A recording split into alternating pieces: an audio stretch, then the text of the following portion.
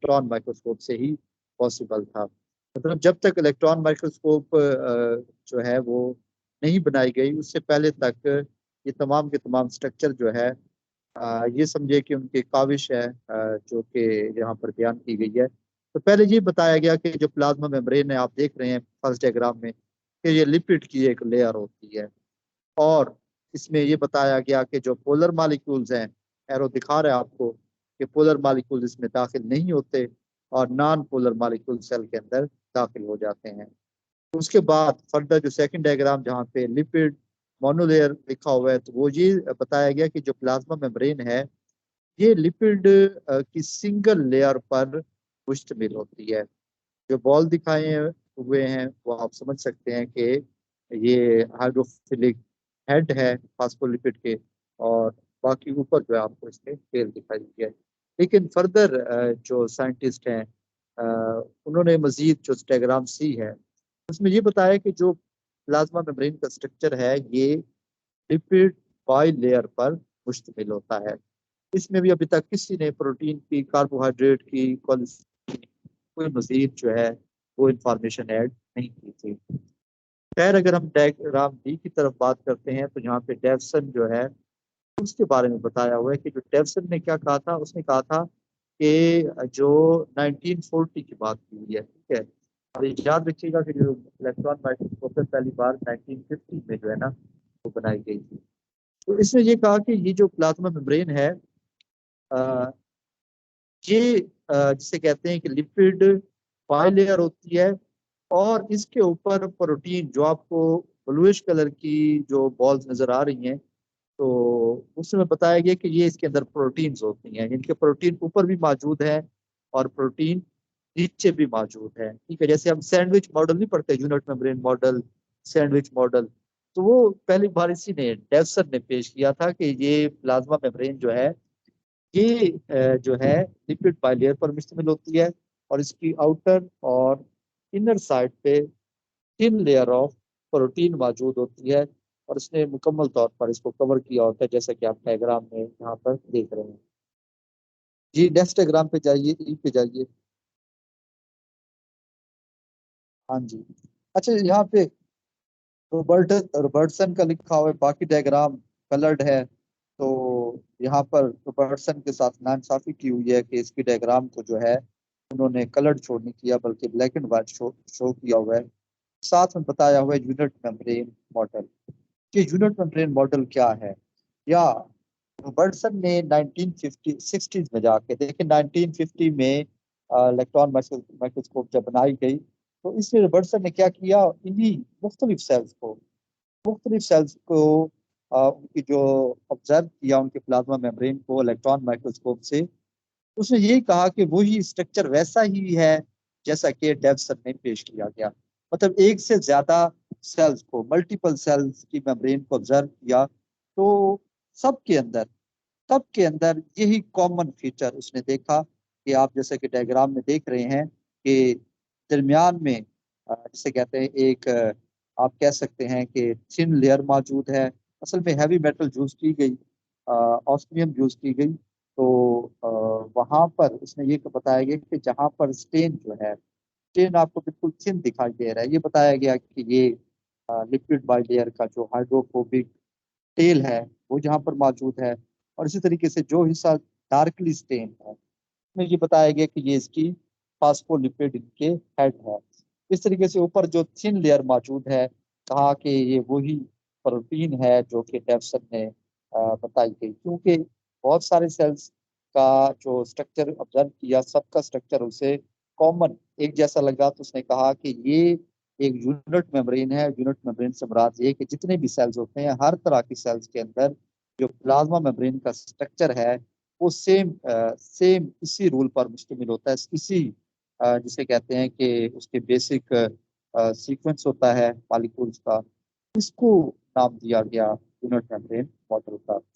लेकिन further singer and Nicolson ने plasma membrane को ऑब्जर्व किया, और आप यहाँ डायग्राम में देख सकते हैं कि इस डायग्राम में फ्लूइड मोज़ेक मॉडल का इसको नाम दिया।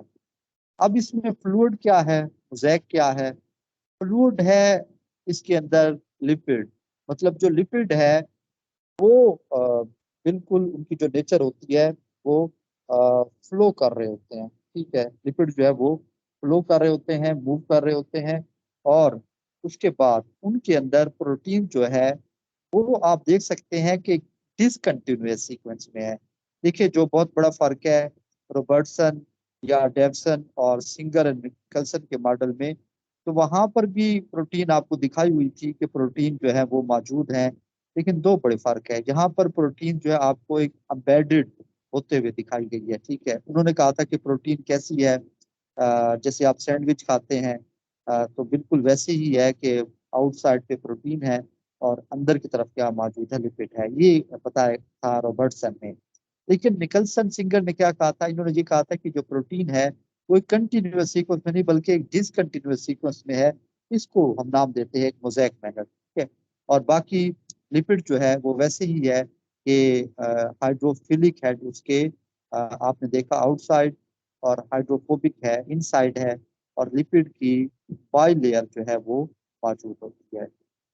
अच्छा, उसके बाद मजीद ये बताया हुआ है कुछ अल्फा हेलिक्स का बारे में बताया हुआ है। बताया हुआ कि जो मेम्ब्रेन है में प्रोटीन अम्बेडेड है, यानी कि प्रोटीन जो अम्बेडेड है लिपिड बाइलेयर में, तो वो इंसान जो उनका अम्बेडेड है जहाँ डायग्राम में दिखाया हुआ है कि वो अल्फा हेलिक्स, जैसे कि हमने प्रोटीन का स्ट्रक्चर पढ़ा था अल्फा हेलिक्स, बिल्कुल वैसा ही है। खैर ये थोड़ी सी हिस्ट्री थी, आगे जाकर देखते हैं कि प्रोटीन या लिपिड जो है वो इस अरेंजमेंट के अंदर मौजूद है। जी नेक्स्ट डायग्राम्स में जाइए। हाँ ये कुछ आप कह सकते हैं कि मॉलिक्यूल्स हैं, मैंने लास्ट टाइम भी ये डायग्राम शेयर की थी। लिपिड्स के अगर हम बात कर लेते हैं तो क्या लिपिड में सिर्फ फास्फोलिपिड है? नहीं, यहाँ पर आपको ग्लाइकोलिपिड्स भी दिखाए हुए हैं। इसके अलावा कुछ स्टीरॉल यानी कि कोलेस्ट्रॉल जो है वो भी बताया हुआ है। और इसी तरीके से स्पिंगोसिन का मालिक्यूल भी बताया हुआ है। ये चीजें हम बायोकेमिस्ट्री में ऑलरेडी पढ़ चुके हैं। यहाँ पर मैं डायग्राम जो है जिसे कहते हैं कि ज्यादा बेहतर तरीके से नहीं ले सका, तो आप इसको डायग्राम ऑलरेडी जो शेयर की थी आप देख लेंगे स्पिंगोसिन का मालिक्यूल। और स्पिंगोसिन में आप देखेंगे स्पिंगोमाइलिन। स्पिंगोमाइलिन का खास तौर पे बताया होता है कि ये एनिमल सेल में है, प्लांट में मौजूद नहीं होता स्पिंगोमाइलिन। खैर कोलेस्ट्रॉल है उसका भी बताया था कि ये एनिमल सेल में है।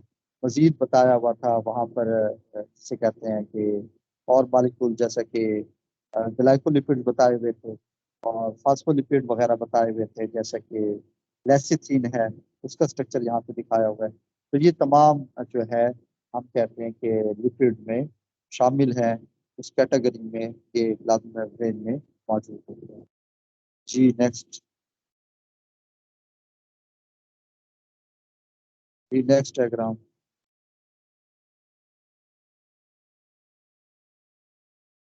हाँ जी ये हो चुका है नेक्स्ट। जी यहाँ पर थोड़ा सा मजीद देखते हैं इसके स्ट्रक्चर को, आगे वैसे ज्यादा बेहतर बताया हुआ है। तो आप यहाँ पर देख सकते हैं, मैं वही बात जो आपको बता रहा था कि प्रोटीन इसमें एम्बेडेड होती है। ठीक है, तो इसमें ना दो टर्मिनल आपको दिखाए हुए हैं। ठीक है, एक इसका जो एन टर्मिनल है और दूसरा इसका सी टर्मिनल है। जैसे कि आप अमीनो एसिड में पढ़ते हैं, कार्बोनाइल टर्मिनल है, अमाइनो टर्मिनल है। ठीक है, तो एक टर्मिनल इसका मेम्ब्रेन के आउटसाइड हो सकता है, दूसरा इसका टर्मिनल जो है वो इनसाइड हो सकता है। इसके अलावा जो लाइटली स्टेन कलर है, इसमें खास तौर पर बताया हुआ है कि जो प्रोटीन एम्बेडेड होती हैं उनका करेक्टर ये है कि उनमें मॉलिक्यूल दो तरह के होते हैं। जो हाइड्रोफिलिक है वो आपको हमेशा सरफेस पे मिलेंगे, चाहे वो आउटर सरफेस है और या वो इनर सरफेस है। और जो हिस्सा इसका एम्बेडेड है प्रोटीन का, ठीक है, तो वो जो है हाइड्रोफोबिक होता है। ये हाइड्रोफोबिक इंटरेक्शन होती है लिपिड्स की और प्रोटीन्स की आपस में, इसकी वजह से हम कहते हैं कि ये प्रोटीन जो है वो ज्यादा बेहतर तरीके से यहाँ पर एम्बेडेड है। और इसको यहाँ से रिमूव करना जो है वो भी इतना आसान नहीं होता, इसी हाइड्रोफोबिक इंटरेक्शन की वजह से। जी नेक्स्ट।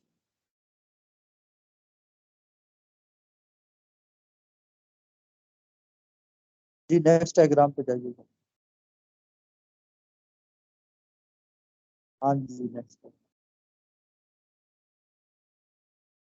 हाँ, डायग्राम बहुत ज्यादा लाइट से कहते हैं यहाँ पे दिखाई हुई है। खैर कोशिश करते हैं इसको यहाँ पर देखने की। अच्छा, यहाँ पे देखिएगा, ये जो डायग्राम ए है, ठीक है, तो यहाँ पर डायग्राम ए है, जी जी, इसमें लिखा हुआ है इंटेग्रल। ठीक है, थोड़ा मजीद क्लियर करें। हाँ जी, इंटेग्रल मोनोटॉपिक लिपिड, ठीक है, प्रोटीन, सॉरी, इंटेग्रल मोनो, जी, मोनोटॉपिक प्रोटीन। इसको इंटेग्रल इसलिए कहा, नाम दिया कि आपने देखा कि इंटेग्रल प्रोटीन से मुराद वो प्रोटीन है जो कि एम्बेडेड होती है। तो इसमें डायग्राम ए में आपने देखा कि इसका जो हाइड्रोफोबिक पार्ट है वो एम्बेडेड है, जो हाइड्रोफिलिक है वो कहाँ पर मौजूद है, वो इसकी इनर सरफेस में मौजूद है। अच्छा, डायग्राम बी है, जिधर लिखा हो सिंगल पास प्रोटीन। बाजू बात ये होता है कि हम कहते हैं कि ये जो प्रोटीन है, जी, बी और सी में देखिएगा, सी में लिखा हुआ है मल्टी पास प्रोटीन, बी में लिखा हुआ है सिंगल पास प्रोटीन। तो इसमें आप ये देख लें कि बाजूकात क्या होता है कि ये जो पोली प्रोटीन है, ठीक है, वो क्या होती है, सिर्फ एक बार ही पास होती है, और इसका एक टर्मिनल आउटसाइड और दूसरा टर्मिनल इनसाइड होता है। इस तरीके से मल्टी पास में देखें, यहाँ पर आप देख रहे हैं कि प्रोटीन जो है एक से ज्यादा बार स्पिन करती है, यानी कि मेम्ब्रेन से अंदर, फिर उसके बाद फिर बाहर, और उसके बाद फिर अंदर, ठीक है, मल्टी पास प्रोटीन लिखा हुआ है। 2 से 3 बार इसमें से पास करती है, और फिर से वही बात के हाइड्रोफिलिक पार्ट इसके कहाँ पर होंगे, आउटसाइड, और हाइड्रोफोबिक इसके इनसाइड होते हैं। अच्छा, बाजू का ये भी होता है, एक से ज्यादा चेन होती है, ठीक है, और उसके बाद वो मिलकर क्या बना रहे होते हैं, एक ये इंटेग्रेटेड प्रोटीन बना रहे होते हैं। जी, नेक्स्ट डायग्राम।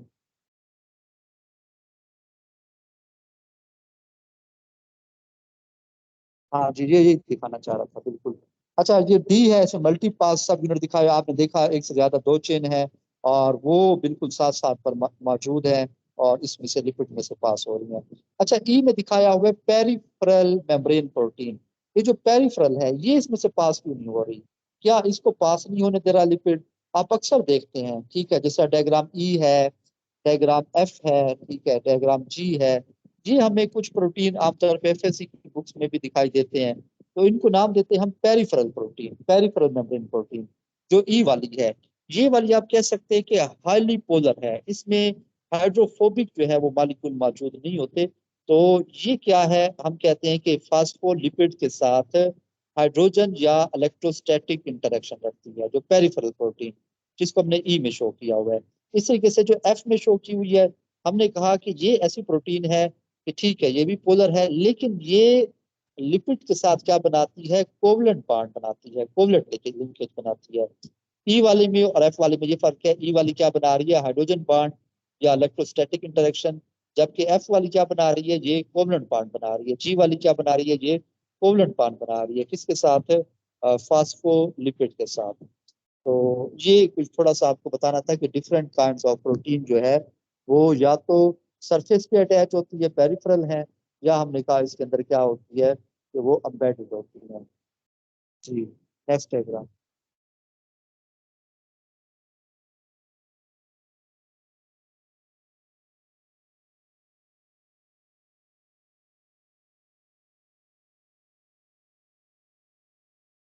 हाँ जी, फिर अगेन आप इसमें देख सकते हैं कि एक स्ट्रक्चर दिखाया हुआ है प्लाज्मा मेम्ब्रेन का, और यहाँ पे कार्बोहाइड्रेट्स भी आपको मेंशन किए हुए हैं, ठीक है, कार्बोहाइड्रेट साइड चेन। कार्बोहाइड्रेट कहाँ पर मौजूद है, हमने कहा कि वो हिस्सा इसका जो कि आप कह सकते हैं कि पोलर है, उस पे कार्बोहाइड्रेट जो है वो अटैच होते हैं। और इस तरीके से आप कहते हैं कि ये जिससे पहले हमने लिपिड की बात की, प्रोटीन की बात की, तो यहाँ पर कार्बोहाइड्रेट भी क्या होते हैं, मौजूद होते हैं। जी, और इस साथ ही आपको अमाइनो टर्मिनल और दूसरा जो कार्बोनाइल टर्मिनल है वो भी आपको दिखाया हुआ है, जो बैक्टीरिया की मेम्ब्रेन है वो यहाँ पे मेंशन। जी, नेक्स्ट।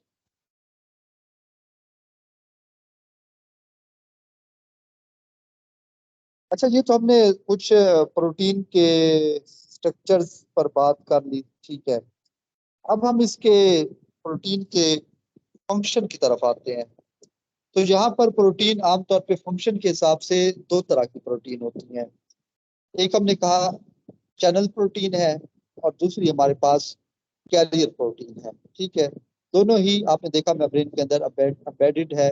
जो चैनल प्रोटीन है आपने देखा कि वो उनके अंदर एक सिंगल पोर मौजूद है और यहाँ से मॉलिक्यूल जो है वो पास हो रहे हैं। मतलब ये किसी तरह से भी मॉलिक्यूल्स को किसी तरीके से उनके साथ इंटरेक्ट नहीं कर रही, मॉलिक्यूल के साथ अटैच नहीं हो रही।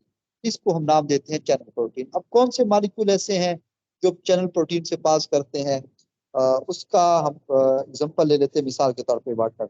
देखिए वाटर जो है आपको पता है कि ये पोलर सॉल्वेंट है, ये कभी भी लिपिड बाइलेयर से पास नहीं होगा।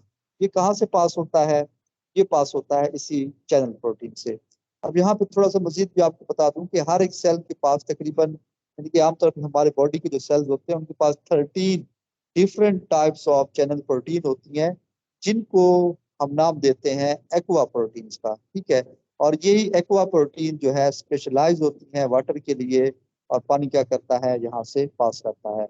अच्छा, हमारे बॉडी के कौन से ऐसे सेल्स हैं या आप कह सकते हैं कौन से ऐसे सेगमेंट है जिनके पास एक्वा प्रोटीन मौजूद नहीं होती? ये आप फर्दर आपके लिए क्वेश्चन है, आप देखिएगा जब हम सिस्टम पढ़ेंगे, खासतौर पे जो हम नेफ्रॉन को पढ़ेंगे, तो वहां पर आप खास तौर पे देखेंगे कि जहाँ से वाटर पास नहीं हो रहा, तो इससे मुराद ये है कि वहां पर एक्वा प्रोटीन मौजूद नहीं है। जहाँ पे एक्वा प्रोटीन मौजूद होती है तो वहां से वाटर जो है लाजमी तौर पे पास होता है। अच्छा, मजीद क्या ये हमेशा एम्बेडेड रहती है? नहीं, बाज़ औक़ात क्या होता है इनको ऐड किया जाता है, क्योंकि हार्मोन अपना रोल प्ले करते हैं इनको ऐड करने में मेम्ब्रेन में, और इस तरीके से वाटर की ट्रांसपोर्ट जो पॉसिबल होती है। अच्छा, कुछ और दिखा दीजिए कैरियर प्रोटीन। ये जो कैरियर प्रोटीन्स है आप देख सकते हैं कि ये कोई भी सब्सटेंस या जब भी कोई मॉलिक्यूल इसमें से पास होता है तो सबसे पहले वो क्या होता है कि इसके साथ अटैच होता है। अटैच होने के बाद इनमें कुछ कन्फर्मेशन चेंजेस आती है, इनके स्ट्रक्चर में कुछ तब्दीली आती हैं, और जिसकी वजह से मॉलिक्यूल्स क्या करते हैं इसमें आउटसाइड या इनसाइड जो वो पास करते हैं। यहाँ पर एक और भी मिसाल देता चलूँ कि जिस तरीके से आमतौर तौर पे पूछा जाता है डिफ्यूजन और फैसिलिटेड डिफ्यूजन। ये डिफ्यूजन कहाँ से होती है, फैसिलिटेड डिफ्यूजन कहाँ से होती है? तो आप कह सकते हैं कि अगर हम पोलर मॉलिक्यूल्स की बात कर लें तो जो डिफ्यूजन है, ठीक है, डिफ्यूजन जो है वो हमेशा चैनल प्रोटीन से होती है, और जो फैसिलिटेड डिफ्यूजन है वो किससे होती है? कैरियर प्रोटीन से होती है। इसी तरीके से एक और डिफरेंस भी है। देखिए आप अगर हम बात करेंगे इसमें ट्रांसपोर्ट की, तो डिफ्यूजन की जहाँ पे मैंने टर्म यूज की है, तो आप इसमें आप चीज एक चीज ये भी आपको बता दें कि जब भी हम डिफ्यूजन के बारे में पढ़ते हैं हम कहते हैं कि ये वो मूवमेंट है जिसमें एनर्जी नहीं रिक्वायर होती। ठीक है, हाई कंसंट्रेशन से लो की तरफ जाती है, मॉलिक्यूल मूव करते हैं, उसमें एनर्जी की रिक्वायरमेंट नहीं होती। लेकिन अगर हम इस स्टेटमेंट पे गौर करें तो ये वैसे हमारे लिए ये पॉसिबल नहीं होगा। मतलब एनर्जी लाजमी तौर पे चाहिए होती है मॉलिक्यूल्स को मूव करने के लिए। तो ये एनर्जी कहाँ से आती है?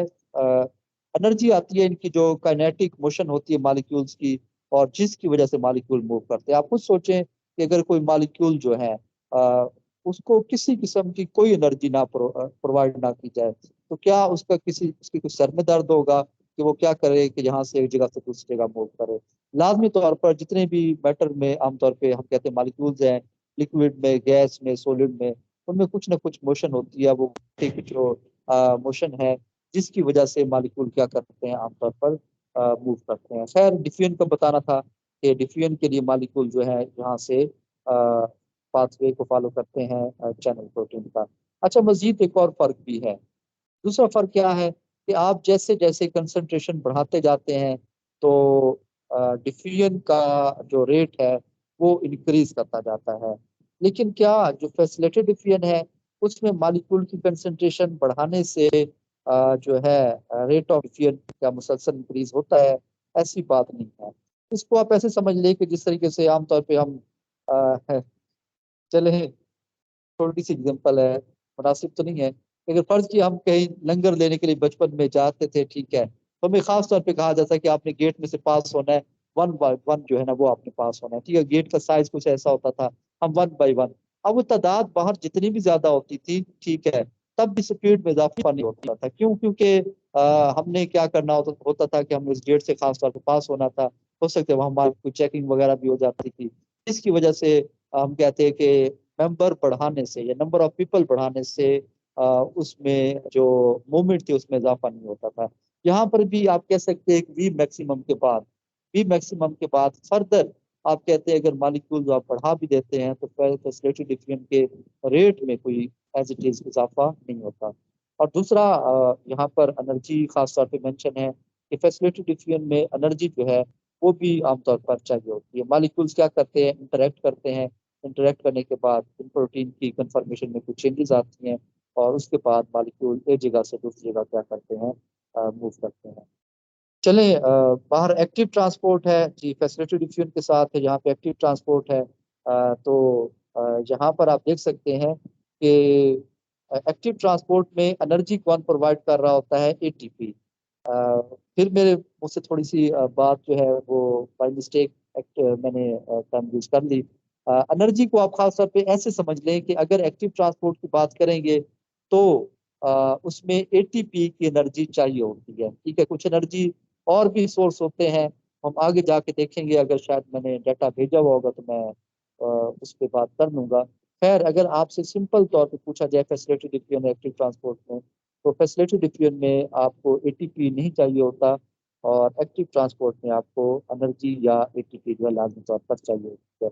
तो इस तरीके से अच्छा कौन से मालिक्यूल्स होंगे जो कैरियर प्रोटीन से खास तौर पे पास होंगे, तो ग्लूकोज की बात कर लेंगे। ठीक है, ग्लूकोज की बात कर लेंगे। ग्लूकोज जो है वो कैरियर प्रोटीन से पास होगी और उसके जो है उसके लिए जो है हम कहते हैं कि वो उस रास्ते को क्या करती है, फॉलो करती है। अच्छा, मैंने कहा कि मेरे मुंह से वर्ड निकल गया फैसिलिटी डिफियन में एनर्जी जो है वो चाहिए होती है। वो बाय मिस्टेक नहीं निकला, यानी कि एनर्जी बाकी तौर पे चाहिए होती है लेकिन एटीपी नहीं चाहिए होती। अब ये और सोर्स क्या होता है, मिसाल के तौर पे ग्लूकोज में ट्रांसपोर्ट होना होता है तो कुछ आयंस होते हैं, जैसे कि सोडियम आयंस है, पोटेशियम आयंस वगैरह, इनके बारे में पढ़ते हैं आप लोग। ठीक है, वो क्या करते हैं, वो हाई से लो कंसंट्रेशन की तरफ मूव करते हैं। ठीक है, तो वो जो मॉलिक्यूल्स है यानी कि आयंस है, तो वो इनके साथ अटैच तो हो जाते हैं लेकिन वो उस वक्त तक मूव नहीं करते जब तक ग्लूकोज जो है वो दूसरी पोजीशन में, साथ वाली पोजीशन पे अटैच नहीं हो जाता। जब ग्लूकोज अटैच होगा तो फिर प्रोटीन में कंफर्मेशन चेंज आएगी और उसके नतीजे में क्या होगा, हमने कहा जैसे वो आयंस अंदर को मूव करेंगे तो ग्लूकोज भी क्या करेगा, साथ अंदर को मूव कर जाएगा। खैर, छोटी सी समरी थी कि डिफियन जो है, सिंपल डिफियन कहाँ से हो रही है, चैनल प्रोटीन से। फैसिलिटी डिफियन कैरियर प्रोटीन से हो रही है, एटीपी नहीं चाहिए। इस तरीके से एक्टिव ट्रांसपोर्ट जो है वो कैरियर प्रोटीन से हो रही है और यहाँ पर एटीपी जो है लाजमी तौर पे चाहिए होता है जी। अच्छा, कुछ और मालिक्यूल्स है, मिसाल के तौर पर ऑक्सीजन वगैरह की छोटे मालिक्यूल्स की बात कर लेते हैं, गैसियस मालिक्यूल। ऑक्सीजन की बात कर लेते हैं और वो कहाँ से पास होगी, वो लिपिड बाइलेयर से पास होती है। और आपको ये बता दूं कि इस हद तक आसानी से पास हो जाती है कि जैसे उसको फील ही नहीं होता कि बकायदा कोई मेम्ब्रेन मौजूद भी है या नहीं मौजूद। इस तरीके से बहुत सारे नॉन पोलर जो है कंपाउंड्स हैं वो कहाँ से पास होंगे, वो लिपिड बाइलेयर से पास होते हैं जी। नेक्स्ट।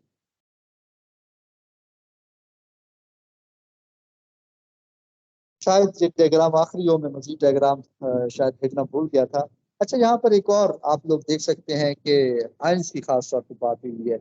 मतलब आप ये देख सकते हैं कि नेचर ने सिस्टम इस लेवल पे बना रखे हैं कि हमारी सोच से भी जिसे कहते हैं कि ज्यादा कॉम्प्लेक्स है। कैसे, अब आप देख सकते हैं कि ये पोर है, इसको हम नाम दे सकते हैं पोटाशियम आयन गेट्स। ठीक है, यहाँ पर पोटाशियम तो पास हो रहा है लेकिन सोडियम पास नहीं हो रहा।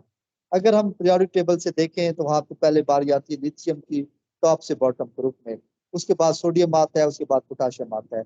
मतलब सोडियम छोटा है, उसको क्या करना चाहिए, यहाँ से पास हो जाना चाहिए। लेकिन सोडियम इतनी आसानी से यहाँ से पास नहीं होता, या बहुत कम उसके मालिक्यूल पास हो सकते हैं जो। लेकिन पोटाशियम क्या कर रहा है, यहाँ से इजिली पास हो रहा है। उसकी रीजन क्या है, आप देख सकते हो ऊपर सिलेक्टिव फिल्टर्स लगे हुए हैं।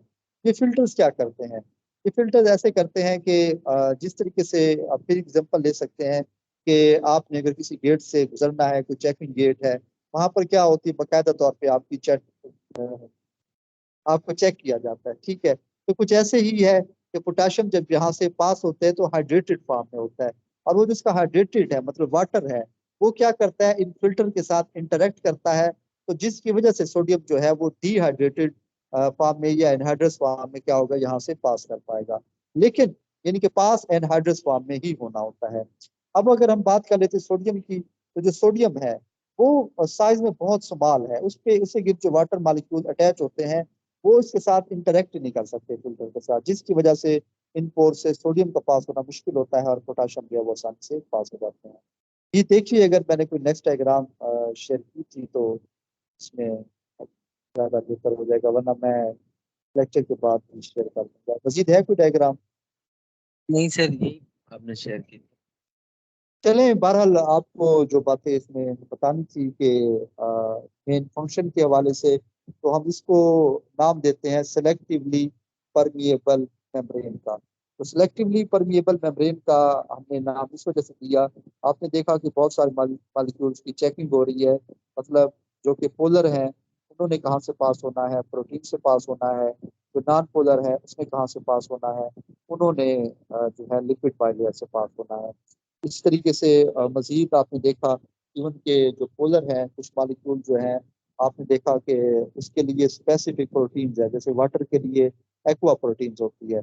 इस तरीके से ग्लूकोज की ट्रांसपोर्ट के हवाले से बताया, उसकी जो फैसिलिटी डिफिनियन है उसमें आयंस की एनर्जी जो है खास तौर पर चाहिए होती है। तो इस तरीके से मतलब है मुख्तलिफ मालिक्यूल्स के लिए कुछ स्पेसिफिक प्रोटीन्स होती हैं जिनके साथ वो क्या करते हैं, अटैच होते हैं, उसके बाद क्या करते हैं, इंटरेक्शन होता है, फर्दर ये मॉलिक्यूल जो है वो मूव करते हैं। अच्छा, मजीद ये है कि मेम्ब्रेन के हवाले से, इसकी फॉर्मेशन के हवाले से, तो हमने देखा कि ये मुसलसल एंडोसाइटोसिस एक्सोसाइटोसिस के जरिए, एंडोसाइटोसिस के लिए कुछ ना कुछ पार्ट, जब भी एंडोसाइटोसिस होती है तो कुछ ना कुछ पार्ट जो है मेम्ब्रेन का क्या हो जाता है, वो लॉस हो जाता है। लेकिन इस तरीके से जब एक्सोसाइटोसिस होती है तो वही मेम्ब्रेन जो है लाजमी तौर पर यानी कि वापसी तौर पे मेम्ब्रेन का हिस्सा बन जाती है। तो ये कुछ प्रोसेस हैं और ये बातें हैं। मजीद आपका कोई क्वेश्चन है प्लाज्मा मेम्ब्रेन के हवाले से, तो आपको क्या कर सकते हैं, आस्क कर सकते हैं।